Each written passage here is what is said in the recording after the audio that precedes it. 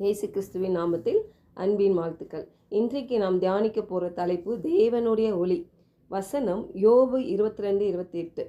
நீர் ஒரு காரியத்தை நிர்ணயம் பண்ணினால் அது உமக்கு நிலைவரப்படும், உம்முடைய பாதைகளில் வெளிச்சம் பிரகாசிக்கும். பாருங்க, இந்த வசனம் எலிபாஸ் யோபுவிடம், யோபுவோட நண்பர், அவர் சொல்றாரு, நீ தேவனிடம் திரும்பி சுத்தமாகி நீ தீர்மானிக்கிற காரியங்களை தேவன் நிறைவேற்றுவார் என்று சொல்லுகிறார். இது உண்மையில ஆவிக்குரிய வார்த்தையாக இருந்த போதிலும் எலிபாஸ் அதை தவறாக யோபுவை குற்றவாளி ஆக்கும் விதத்தில் அதை பயன்படுத்துகிறார். பாருங்களேன். அப்போ நம்ம ஆவிக்குரிய உண்மை இங்கே என்னன்னா, சொல்லப்பட்ட வார்த்தைகள் உண்மையாக இருக்கலாம், தேவனோடு இணைந்த நபர் தீர்மானிக்கும் காரியம் அது நிறைவேறும், ஒளியின் பாதையில் நடக்க வைக்கும். பாருங்க, ஆனால் அந்த வார்த்தைகள் யோபுவை குற்றம் சுமத்துவதற்காக பயன்படுத்தப்பட்டுள்ளன. சரியா?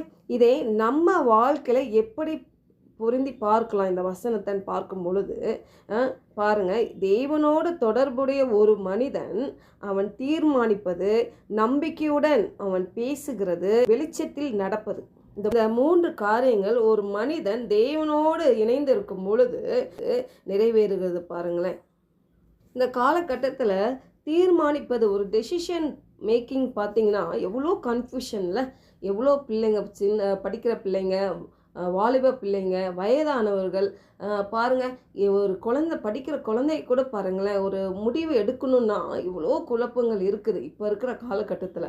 ஆனால் ஒரு தேவனோடு ஒரு மனிதன் தொடர்புடையவனாக இருந்தால் இல்லை, அவன் பாருங்கள் நல்ல ஒரு தீர்மானம் பண்ண முடியும். ஏன்னா தேவன் அவனோடு இருக்கிறார். நம்பிக்கையோடு பேச முடியும், விசுவாசத்தில் பேச முடியும். ஏன்னா சத்தியம் அவனுக்கு அறிந்திருக்கிறான். அந்த சத்தியத்தை அவன் பேசும்போது விடுதலை அவன் பார்க்க முடியும், வெளிச்சத்தின் பாதையில் நடக்க முடியும். ஏன்னா தேவன் நம்மோடு கூட இருக்கிறார். இப்போ விசுவாசத்தை நாம் பேசும் ஒவ்வொரு சொல்லும் பாருங்கள் வல்லமை உள்ளது. நம்முடைய உள்ளார்ந்த அந்த எண்ணமும் விருப்பமும் நம்பிக்கையும் வாழ்க்கையை எங்கெல்லாம் கொண்டு செல்வது என்பதற்கு ஒரு திசை காட்டியாக இருக்குது. பாருங்கள், அப்போ ஒரு விசுவாசம் கொண்ட உள்நிலை தீர்மானமே வெளிப்படையான வழியை நோக்கத்தையும் உருவாக்குகிறதா இருக்குது.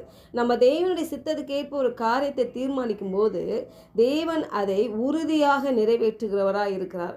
இல்லையா? நம்ம சொல்லும் வெறும் வார்த்தைகளாக அல்ல, அது விசுவாசத்தினால் கூறும் பொழுது அது நிலையாகுகிறது. ஒரு விசுவாசியின் வாழ்க்கை தெளிவும் திசையும் இல்லாமல் இருக்கவே முடியாது. இல்லையா? பாருங்கள், தேவனுடைய ஒளி என்பது பார்த்திங்கன்னா அவருடைய சந்நிதியில் சத்தியமும் சமாதானமும் தெளிவும் இருக்கும். பாருங்கள், அப்போ தேவனுடைய ஒளி என்பது வழிகாட்டுதலோட சமாதானமும் இருக்கும். இந்த ஒளி நம்மை திசை திருத்தி இருட்டான பாதையிலையும் நம்மை பாதுகாக்கிறதா இருக்குது அவருடைய ஒளி. அப்போ தேவனோடு இணைந்து நம்ம வாழ்க்கையில் நம் பங்குகளை உறுதியாக தீர்மானிக்க வேண்டும், விசுவாசத்தோடு பேச வேண்டும். நம் வார்த்தைகள் ஆளுமை உடையவையாய் இருக்கிறது. நீதிமொழிகள் 16:3 பாருங்களேன்.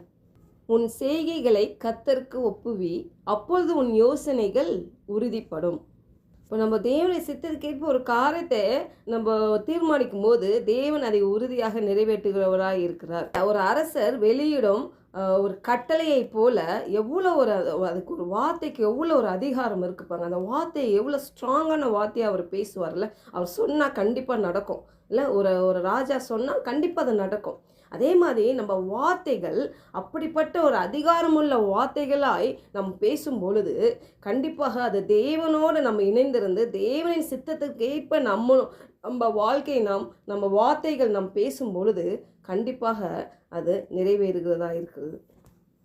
நம்ம வாழ்க்கையில் நம்ம எடுக்கிற ஒவ்வொரு அடியிலும் தேவனுடைய ஒளி, அந்த வெளிச்சம் நம்மளை வழிகாட்டும். இல்லையா? அந்த பாதையில் குழப்பம் நீங்கும், தடைகள்லாம் நிர்மூலமாகும், வியாதி மறையும், வாழ்க்கை சமாதானமாய் மாறும்.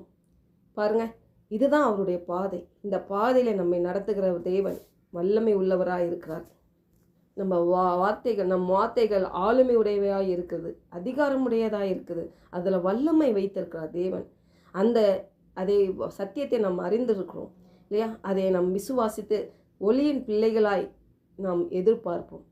தேவன் நம்ம ஒவ்வொரு அடியிலும் வழிகாட்டுகிறவராக இருக்கிறார். ஜெபிப்போம். பரலோக தகப்பனே, எங்கள் உள்ளத்தை உம்மோடு இணைந்து கொண்டு தீர்மானிக்கவும், எப்போதும் உம்முடைய வார்த்தையின் அடிப்படையில் விசுவாசமான வார்த்தைகளை பேசவும் தீர்மானிக்கிறோம்.